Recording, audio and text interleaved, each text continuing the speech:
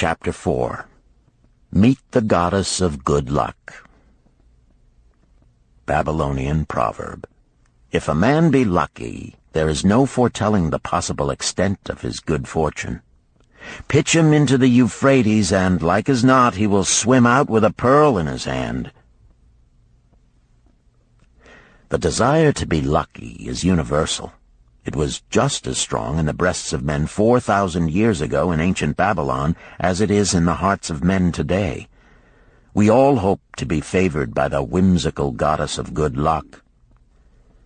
Is there some way we can meet her and attract not only her favorable attention, but her generous favors? Is there a way to attract good luck? That is just what the men of ancient Babylon wished to know. It is exactly what they decided to find out. They were shrewd men and keen thinkers. That explains why their city became the richest and most powerful city of their time. In that distant past, they had no schools or colleges. Nevertheless, they had a center of learning, and a very practical one it was. Among the towered buildings in Babylon was one that ranked in importance with the palace of the king, the hanging gardens, and the temples of the gods. You will find scant mention of it in the history books, more likely no mention at all, yet it exerted a powerful influence upon the thought of that time. This building was the temple of learning, where the wisdom of the past was expounded by voluntary teachers, and where subjects of popular interest were discussed in open forums. Within its walls, all men met as equals. The humblest of slaves could dispute with impunity the opinions of a prince of the royal house. Among the many who frequented the Temple of Learning was a wise rich man named Arcad, called the richest man in Babylon. He had his own special hall where almost any evening a large group of men, some old, some very young, but mostly middle-aged, gathered to discuss and argue interesting subjects. Suppose we listen in to see whether they knew how to attract good luck. The sun had just set like a great red ball of fire shining through the haze of desert dust when Arcad strolled to his accustomed platform. Already full 80 men were awaiting his arrival, reclining on their small rugs spread upon the floor. More were still arriving. "What shall we discuss this night?" Arcad inquired. After a brief hesitation, a tall cloth weaver addressed him, arising as was the custom. "I have a subject I would like to hear discussed, yet hesitate to offer, lest it seem ridiculous to you, Arcad, and my good friends here." Upon being urged to offer it, both by Arcad and by calls from the others, he continued, "This day I have been lucky, for I have found a purse in which there are pieces of gold.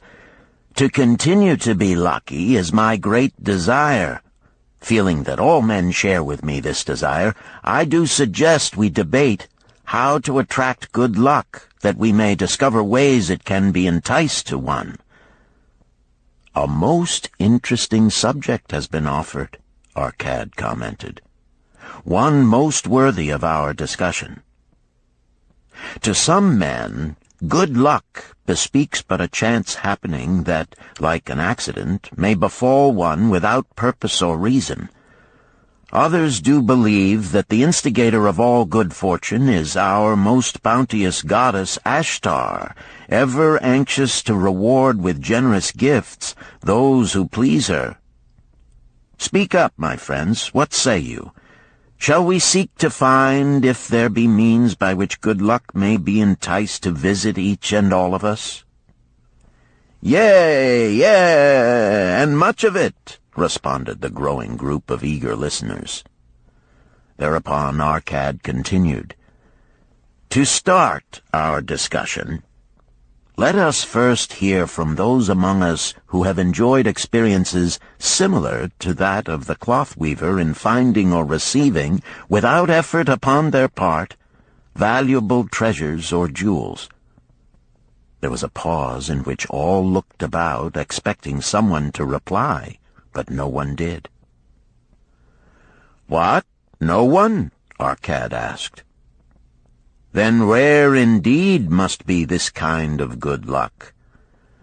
Who now will offer a suggestion as to where we shall continue our search?" "That I will do," spoke a well-robed young man, arising.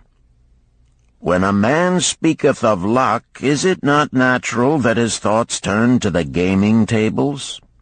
Is it not there we find many men courting the favor of the goddess in hope she will bless them with rich winnings?" As he resumed his seat, a voice called, "Do not stop! Continue thy story. Tell us, didst thou find favor with the goddess at the gaming tables? Did she turn the cubes with red side up, so thou filled thy purse at the dealer's expense? Or did she permit the blue sides to come up, so the dealer raked in thy hard-earned pieces of silver?"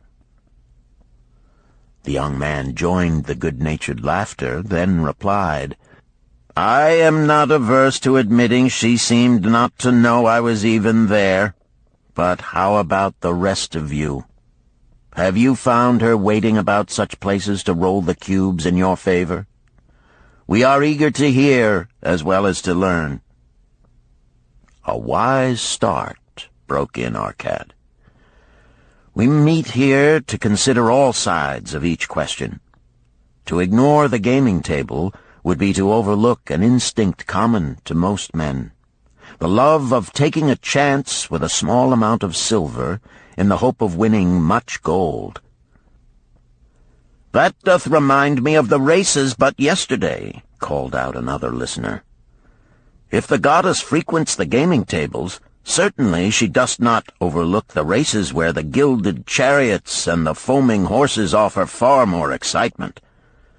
Tell us honestly, Arcad, didst she whisper to you to place your bet upon those gray horses from Nineveh yesterday? I was standing just behind thee, and could scarce believe my ears when I heard thee place thy bet upon the Greys. Thou knowest as well as any of us that no team in all Assyria can beat our beloved Bays in a fair race. Didst the goddess whisper in thy ear to bet upon the Greys, because at the last turn the inside black would stumble and so interfere with our Bays that the Greys would win the race and score an unearned victory?" Arcad smiled indulgently at the banter. "What reason have we to feel the good goddess would take that much interest in any man's bet upon a horse race? To me she is a goddess of love and dignity, whose pleasure it is to aid those who are in need and to reward those who are deserving.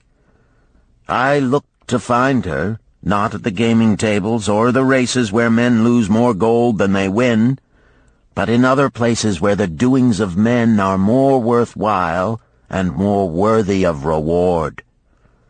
In tilling the soil, in honest trading, in all of man's occupations, there is opportunity to make a profit upon his efforts and his transactions. Perhaps not all the time will he be rewarded, because sometimes his judgment may be faulty, and other times the winds and the weather may defeat his efforts. Yet, if he persists, he may usually expect to realize his profit. This is so because the chances of profit are always in his favor. But when a man playeth the games, the situation is reversed, for the chances of profit are always against him, and always in favor of the gamekeeper. The game is so arranged that it will always favor the keeper. It is his business at which he plans to make a liberal profit for himself from the coins bet by the players.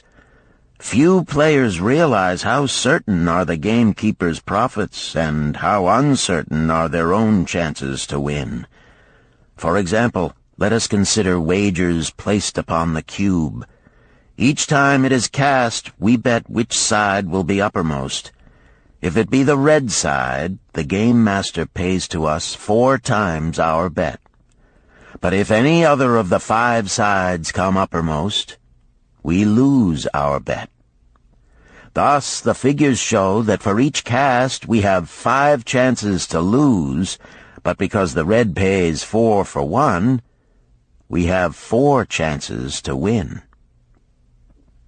In a night's play, the game master can expect to keep for his profit 1/5 of all the coins wagered. Can a man expect to win more than occasionally against odds so arranged that he should lose 1/5 of all his bets? Yet some men do win large sums at times, volunteered one of the listeners. Quite so, they do, Arcad continued. Realizing this, the question comes to me whether money secured in such ways brings permanent value to those who are thus lucky. Among my acquaintances are many of the successful men of Babylon, yet among them I am unable to name a single one who started his success from such a source. You who are gathered here tonight know many more of our substantial citizens. To me, it would be of much interest to learn how many of our successful citizens can credit the gaming tables with their start to success. Suppose each of you tell of those you know. What say you? After a prolonged silence, a wag ventured, "Wouldst thy inquiry include the gamekeepers?" "If you think of no one else," Arcad responded.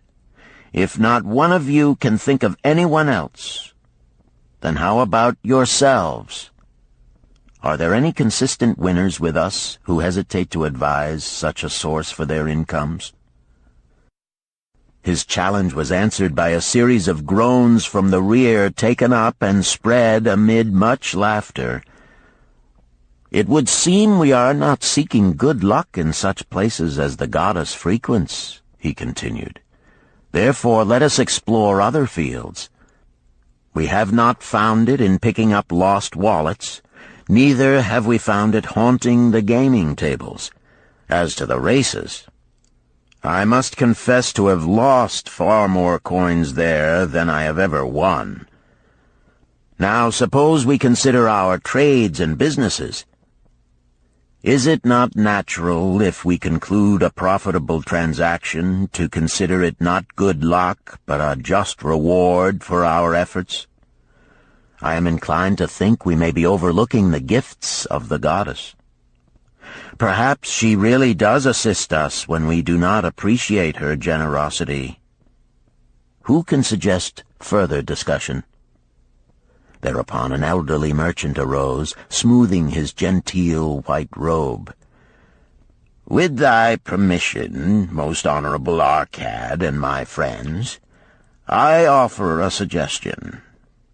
If, as you have said, we take credit to our own industry and ability for our business success, why not consider the successes we almost enjoyed but which escaped us, happenings which would have been most profitable? They would have been rare examples of good luck if they had actually happened. Because they were not brought to fulfillment, we cannot consider them as our just rewards. Surely many men here have such experiences to relate."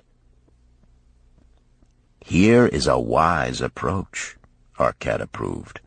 "Who among you have had good luck within your grasp only to see it escape?" Many hands were raised, among them that of the merchant. Arcad motioned to him to speak. "As you suggested this approach, we should like to hear first from you." "I will gladly relate a tale," he resumed, "that doth illustrate how closely unto a man good luck may approach, and how blindly he may permit it to escape, much to his loss and later regret. Many years ago, when I was a young man, just married and well started to earning, my father did come one day and urge most strongly that I enter upon an investment. The son of one of his good friends had taken notice of a barren tract of land not far beyond the outer walls of our city. It lay high above the canal where no water could reach it.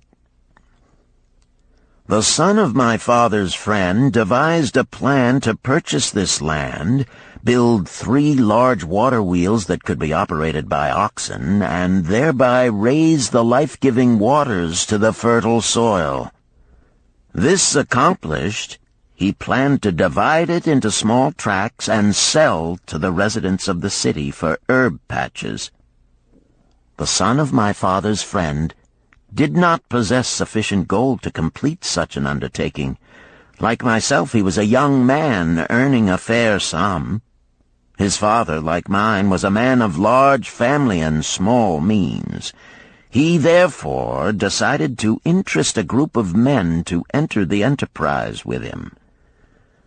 The group was to comprise 12. Each of whom must be a money earner and agree to pay 1/10 of his earnings into the enterprise until the land was made ready for sale.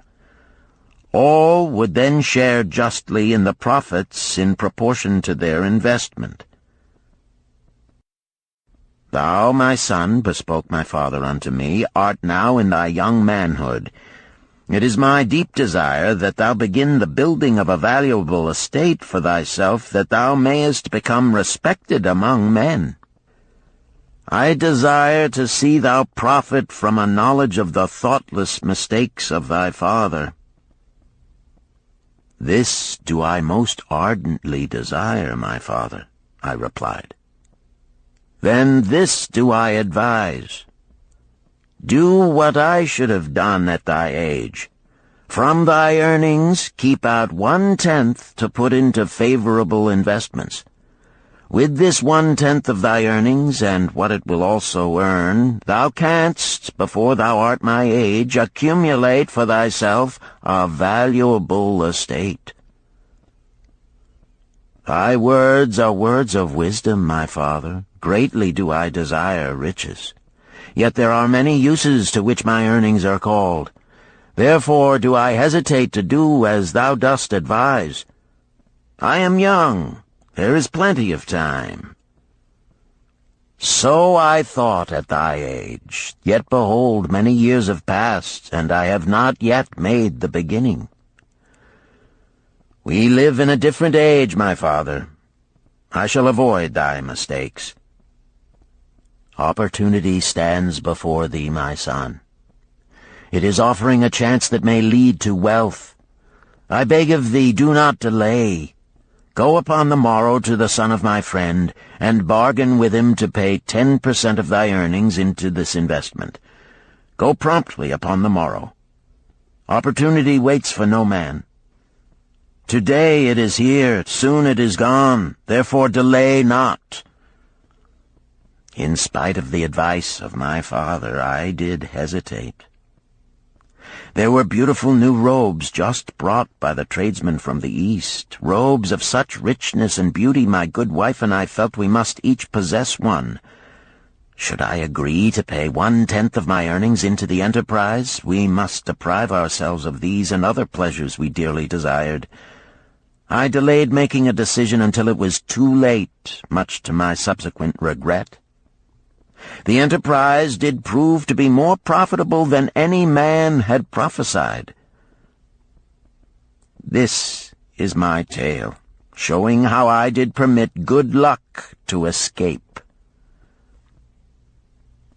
In this tale, we see how good luck waits to come to that man who accepts opportunity, commented a swarthy man of the desert. To the building of an estate, there must always be the beginning. That start may be a few pieces of gold or silver which a man diverts from his earnings to his first investment. I, myself, am the owner of many herds. The start of my herds I did begin when I was a mere boy, and did purchase with 1 piece of silver a young calf. This, being the beginning of my wealth, was of great importance to me.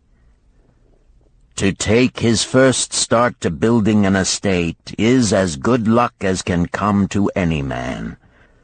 With all men, that first step, which changes them from men who earn from their own labor to men who draw dividends from the earnings of their gold, is important.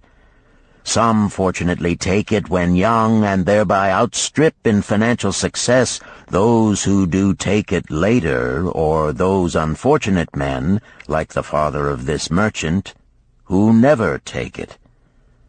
Had our friend, the merchant, taken this step in his early manhood when this opportunity came to him, this day he would be blessed with much more of this world's goods.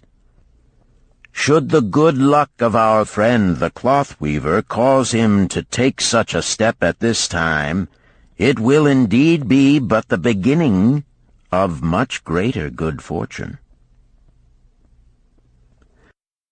"Thank you. I like to speak also," a stranger from another country arose. "I am a Syrian. Not so well do I speak your tongue. I wish to call this friend, the merchant, a name. Maybe you think it not polite, this name. Yet I wish to call him that. But, alas, I not know your word for it. If I do call it in Syrian, you will not understand. Therefore, please, some good gentleman, tell me that right name you call man who puts off doing those things that mighty good for him." "Procrastinator!" called a voice. "That's him!" shouted the Syrian, waving his hands excitedly. "He accepts not opportunity when she comes. He waits. He says, I have much business right now. By and by I talk to you. Opportunity she will not wait for such slow fellow. She thinks if a man desires to be lucky he will step quick. Any man who not step quick when opportunity comes. He, big procrastinator like our friend, this merchant." The merchant arose and bowed good-naturedly in response to the laughter. "My admiration to thee, stranger within our gates, who hesitates not to speak the truth." And now let us hear another tale of opportunity. Who has for us another experience? Demanded Arcad. "I have," responded a red-robed man of middle age. "I am a buyer of animals, mostly camels and horses. Sometimes I do also buy the sheep and goats. The tale I am about to relate will tell truthfully how opportunity came one night when I did least expect it. Perhaps for this reason I did let it escape. Of this you shall be the judge.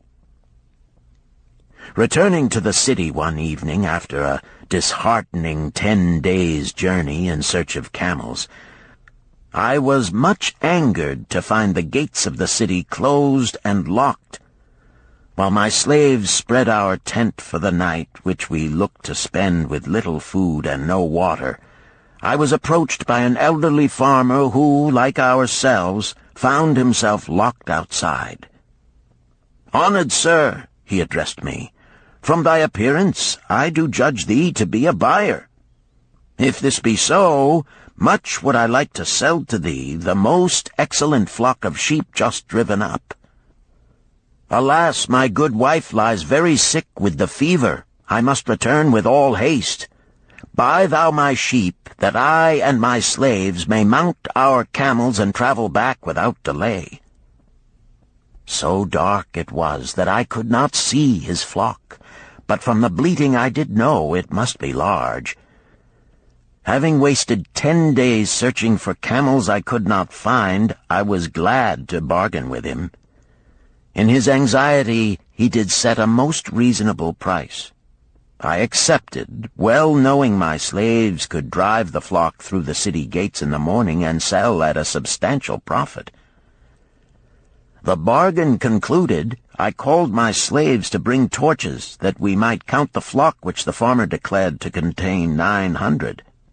I shall not burden you, my friends, with a description of our difficulty in attempting to count so many thirsty, restless, milling sheep. It proved to be an impossible task. Therefore, I bluntly informed the farmer I would count them at daylight and pay him then. "Please, most honorable sir," he pleaded, "pay me but 2/3 of the price tonight, that I may be on my way. I will leave my most intelligent and educated slave to assist to make the count in the morning. He is trustworthy, and to him thou canst pay the balance." But I was stubborn and refused to make payment that night. Next morning, before I awoke, the city gates opened, and 4 buyers rushed out in search of flocks. They were most eager and willing to pay high prices because the city was threatened with siege and food was not plentiful. Nearly 3 times the price at which he had offered the flock to me did the old farmer receive for it. Thus was rare good luck allowed to escape. "Here is a tale most unusual," commented Arcad. "What wisdom doth it suggest?" "The wisdom of making a payment immediately when we are convinced our bargain is wise," suggested a venerable saddle-maker. "If the bargain be good, then dost thou need protection against thy own weaknesses as much as against any other man. We mortals are changeable. Alas, I must say more apt to change our minds when right than wrong. Wrong, we are stubborn indeed. Right, we are prone to vacillate and let opportunity escape. My first judgment is my best. Yet always have I found it difficult to compel myself to proceed with a good bargain when made. Therefore, as a protection against my own weaknesses, I do make a prompt deposit thereon. This doth save me from later regrets for the good luck that should have been mine." "Thank you. Again I like to speak." The Syrian was upon his feet once more. "These tales much alike. Each time opportunity fly away for same reason. Each time she come to procrastinator, bringing good plan. Each time they hesitate, not say, right now, best time, I do it quick. How can men succeed that way?" "Wise are thy words, my friend," responded the buyer. "Good luck fled from procrastination in both these tales. Yet this is not unusual. The spirit of procrastination is within all men. We desire riches, yet how often, when opportunity doth appear before us, that spirit of procrastination from within doth urge various delays in our acceptance. In listening to it, we do become our own worst enemies. In my younger days, I did not know it by this long word our friend from Syria doth enjoy. I did think at first it was my own poor judgment that did cause me loss at many profitable trades. Later I did credit it to my stubborn disposition. At last I did recognize it for what it was, a habit of needless delaying where action was required, action prompt and decisive. How I did hate it when its true character stood revealed. With the bitterness of a wild ass hitched to a chariot, I did break loose from this enemy to my success. "Thank you. I like ask question from Mr. Merchant," the Syrian was speaking. "You wear fine robes, not like those of poor man. You speak like successful man. Tell us, do you listen now when procrastination whispers in your ear?" "Like our friend the buyer, I also had to recognize and conquer procrastination," responded the merchant. "To me, it proved to be an enemy ever watching and waiting to thwart my accomplishments. The tale I did relate is but one of many similar instances I could tell to show how it drove away my opportunities. 'Tis not difficult to conquer once understood. No man willingly permits the thief to rob his bins of grain, nor does any man willingly permit an enemy to drive away his customers and rob him of his profits. When once I did recognize that such acts as these my enemy was committing, with determination I conquered him.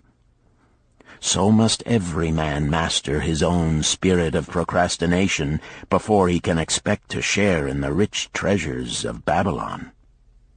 What sayest, Arcad? Because thou art the richest man in Babylon, many do proclaim thee to be the luckiest. Dost agree with me that no man can arrive at a full measure of success until he hath completely crushed the spirit of procrastination within him? It is even as thou sayest, Arcad admitted.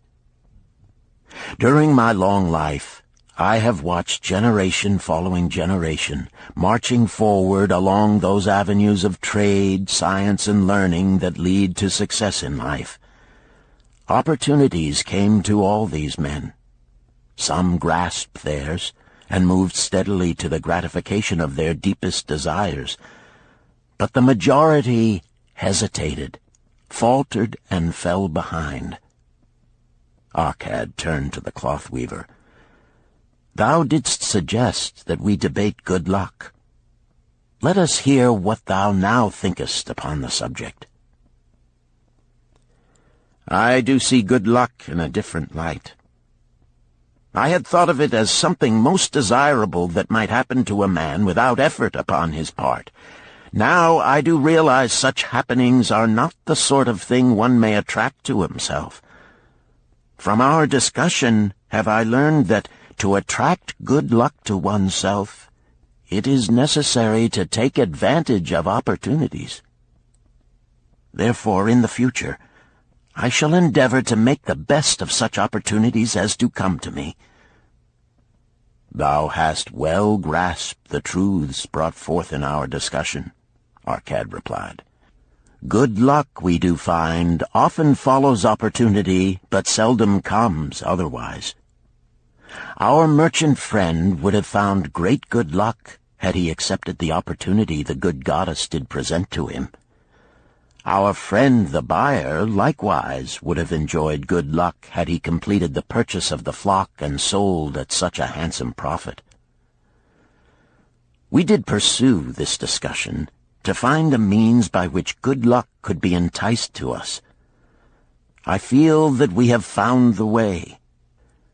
Both the tales did illustrate how good luck follows opportunity. Herein lies a truth that many similar tales of good luck, won or lost, could not change.